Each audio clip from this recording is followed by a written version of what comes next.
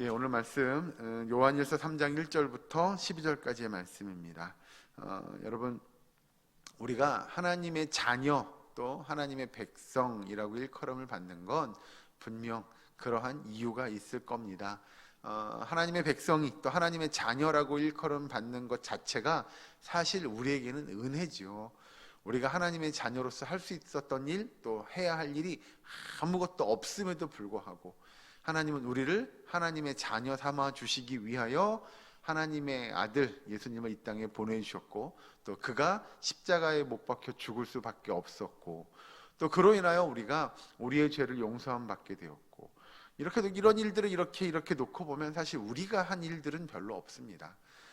그런 하나님께서 우리를 하나님의 자녀 삼아 주셨다. 이건 큰 은혜죠. 그래서 오늘 3장 2절 말씀 보시면, 사랑하는 자들아, 우리가 지금은 하나님의 자녀라. 장래에 어떻게 될지는 아직 나타나지 아니하였으나 그가 나타나시면 우리가 그와 같을 줄을 아는 것은 그의 참모습 그대로 볼 것이기 때문이니, 주를 향하여 이 소망을 가진 자마다 그의 깨끗하심과 같이 자기를 깨끗하게 하느니라. 여기서 여러분, 깨끗하게 한다는 표현을 바꿔 표현하면 우리를 정결하게 한다 또는 성결하게 한다라는 의미입니다.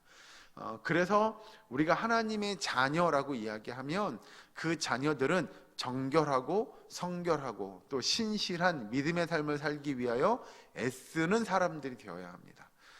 이건 우리가 하나님의 자녀로서 우리를 자녀 삼아 주신 하나님의 은혜에 보답하는 마음으로 우리가 성결한 삶을 살기 위하여, 또 정결하고 깨끗한 삶을 살기 위하여 노력해야 함을 이야기하는 것이죠. 그래서 성도의 삶은 매 순간순간 성화되어져 가는 겁니다. 우리가 죽을 때까지 그 성화의 삶을 이루어가는 것, 그것이 성도의 삶일 것이기 때문에 그렇죠. 4절 보시면, 죄를 짓는 자마다 불법을 행하나니 죄는 불법이라. 이렇게 사도 요한은 단정 짓죠.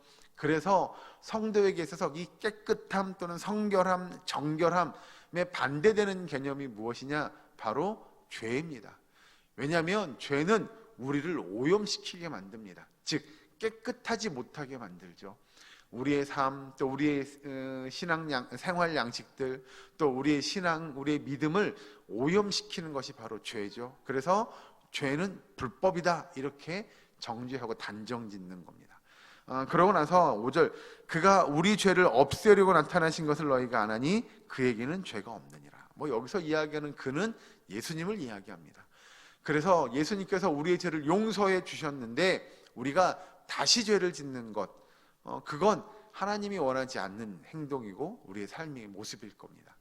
그래서 우리도 안에 죄성이 남아 있어서 완벽하게 죄를 안 지으면 좋겠지만, 이 우리의 죄성으로 인하여 우리도 살아가면서 나도 모르게 죄를 짓기도 하고, 또는 사실은 불가피하게 때로는 죄를 지을 수밖에 없는 상황에 놓이기도 하고, 또는 사단의 유혹에 넘어가기도 하고, 여러 가지 이유로 우리는 이 모양 저 모양의 죄를 짓게 되는데, 중요한 건 그 죄를 반복하지 않아야 한다는 겁니다. 우리가 실수하거나 또는 몰랐거나 라고 할 수 있죠. 그러나 그 죄를 반복해서 짓고 또 용서함을 구하고 또 반복해서 짓고 또 용서함을 구하는 건, 그건 우리의 연약함이 아니라 우리의 완악함일 겁니다. 그래서 성경은 우리에게 성결한 삶을 살기 위하여, 깨끗한 삶을 살기 위하여 죄 짓지 말 것을 사도 요한은 아주 강력하게 권면합니다. 밑에 가서 쭉 넘어가서 보시면 8절 잠깐 보시면, 죄를 짓는 자는 마귀에게 속하나니 마귀는 처음부터 범죄함이라. 하나님의 아들이 나타나신 것은 마귀의 일을 멸하려 하심이라. 여러분, 그래서 우리가 죄를 짓는 건 범죄합니다 라고 이야기하는 건, 우리가 죄를 짓는 건 결국 마귀, 사단의 유혹을 받는 일들이 많기 때문이고, 9절 보시면, 하나님께로부터 난 자마다 죄를 짓지 아나니 이는 하나님의 씨가 그의 속에 거함이요 그도 범죄하지 못하는 것은 하나님께로부터 났음이라. 아멘. 앞에도 이야기하지만 예수님은 죄가 없으신 분입니다. 그 죄가 없으신 분이 그런 깨끗하고 성결한 죄 없는 삶을 살다가 우리의 죄 때문에 그가 돌아가셨다. 근데 우리는 예수님의 제자라 일컬음을 받고 하나님의 백성, 하나님의 자녀라 일컬음을 받는 하나님의 백성, 하나님의 성도라고 한다면 우리도 예수님처럼 그렇게 죄 없는 삶, 바꿔 표현하면 죄를 짓지 않기 위하여 애쓰며 노력하는 삶을 경주해야 할 것을 성경은 이야기합니다. 그것이 우리가 이야기하는 진리일 겁니다. 그렇게 우리가 죄를 짓지 않기 위하여 노력하는 성도들은 그 삶이 그런 성결한 삶, 정결한 삶의 모습으로 나타나줘야 합니다. 그게 뭐냐? 10절 보시면 이러므로 하나님의 자녀들과 마귀의 자녀들이 드러나나니 무릇 의를 행하지 아니하는 자나 또는 그 형제를 사랑하지 아니하는 자는 하나님께 속하지 아니하니라. 여기서 정리하면 그렇죠. 의를 행하지 않거나 형제를 사랑하지 않는 자라고 이야기한다면 거꾸로 표현하면 그럴 겁니다. 결국 형제를 사랑하는 자가 의를 행하는 자일 거고 의를 행하는 자는 형제를 사랑하는 모습으로 나타나 주어야 함을 이야기합니다. 그렇지 못하면 우리가 의를 행하지 못해서 형제를 사랑하지 못하는 자는 결국 하나님께 속한 자가 아니다라고 이야기하고 있는 거죠. 11절 우리는 서로 사랑할지니 이는 너희가 처음부터 들은 소식이라. 여러분 제가 어제 아침인가요? 그제 아침에도 그런 말씀 드렸어요. 10계명을 이렇게 쭉 압축해서 한 단어로 정리하면 사랑이라고, 그걸 두 가지로 나누면 하나님에 대한 사랑과 우리 이웃들, 사람에 대한 사랑이라고 이야기했습니다. 결국 계명의 위대함은 어디에 있냐면 그 사랑함에 있다는 거죠. 우리가 하나님을 사랑하는 것, 여기서 이야기하는 의로운 자들의 표징일 겁니다. 정말 하나님의 백성, 하나님의 자녀로 살아간다고 하는 것, 우리가 매 순간순간 내가 주님과 동행하고 주님을 사랑하고 그 사랑을 이 땅에 실천하는 일일 건데, 그 사랑을 실천하는 가장 좋은 방법은 나와 함께하는 이웃들, 형제들, 또 우리 신앙의 지체들을 사랑하는 겁니다. 그래서 이웃들을 내 몸과 같이 사랑하는 것, 그것이 의로운 하나님의 백성, 하나님의 자녀들이 마땅히 해야 할 일임을 성경은 이야기하죠. 12절에 보면 가인같이 하지 말라, 그는 악한 자에게 속하여 그 아우를 죽였으니 어떤 이유로 죽였느냐라고 물어보죠. 여러분 우리가 잘 아는 대로 가인이 그 동생 아벨을 죽였습니다. 왜 죽였냐? 의롭지 못했기 때문이고, 오늘 본문의 말씀을 빌어서 설명을 하자면 그는 그 동생 아우를 뭐 하지 못했어요? 사랑하지 못했습니다. 그래서 12절 후반절에 자기의 행위는 악하고 그의 아우의 행위는 의로웠다라고 이야기하죠. 즉 아벨은 의로운 자였습니다. 하나님을 사랑하고 그의 이웃들, 그의 형제들, 그의 부모를 사랑하는 그런 하나님의 사람이었고, 가인은 그 의로운 자가 되지 못해서 하나님의 사랑을 실천하지 못하였고 자기 형제도 사랑하지 못했던 사람이 바로 가인이었음을 이야기하죠.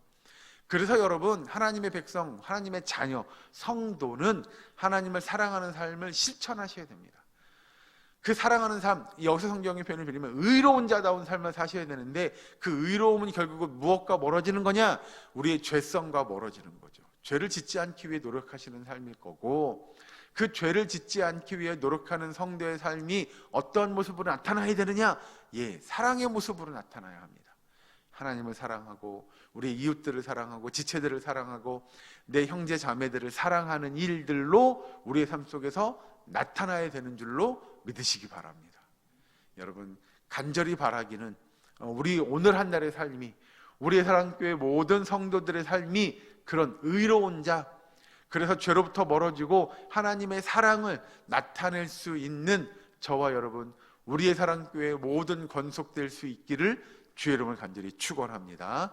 기도하겠습니다. 사랑과 은혜 하나님 감사합니다. 하나님, 우리의 삶을 주장하시고 정말 하나님의 의로운 하나님의 백성, 하나님의 자녀답게 그 죄와 멀리 할 수 있도록 주여 인도하여 주시옵소서. 아버지, 우리의 삶의 모습이 하나님을 경외하고 하나님을 사랑하는 삶의 모습으로 나타나게 하시고, 그 사랑을 실천하며 우리의 형제들에게, 우리 이웃들에게, 우리의 자매들에게, 우리의 부모들에게 실천하며 나타날 수 있는 믿음의 삶이 될 수 있도록 주여 인도하여 주시옵소서. 아버지, 사랑함으로 겸손하게 하시고 그 사랑을 통하여 이 땅에 하나님의 역사를 이루어가는 우리의 사랑교회의 모든 성도들 될 수 있도록 주님 도와 주시옵소서. 아버지, 이 시간도 간절히 기도합니다. 우리 환우들을 위해 기도하오니 그 환우들이 아파하는 것, 고통스러워하는 것, 아버지 그들이 눈물을 흘려 기도하며 간구하는 것들을 주께서 기억하시고 우리 환우들을 위로하시고 회복시켜 주시고 고쳐 주시옵소서.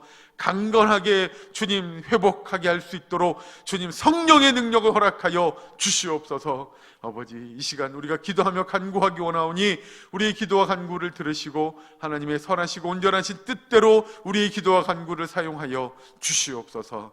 아버지, 감사드리며 예수님의 이름으로 기도하옵나이다. 아멘.